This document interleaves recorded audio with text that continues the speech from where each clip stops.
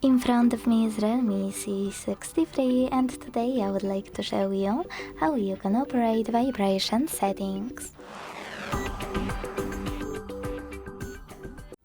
Begin by going into Devices Settings and click in Sounds and Vibration right away. Then tap on this switcher next to Vibrate on ring to enable or disable this option.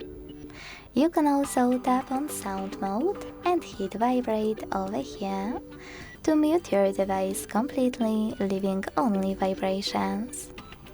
Then hit Vibration and Haptics section and tap on all of those switches next to all of those features to enable or disable vibrations for them.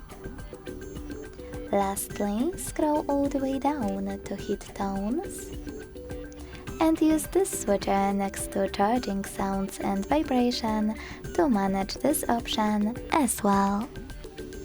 Thanks so much for watching. If you enjoyed this video, don't forget to leave a like, comment and subscribe. Bye!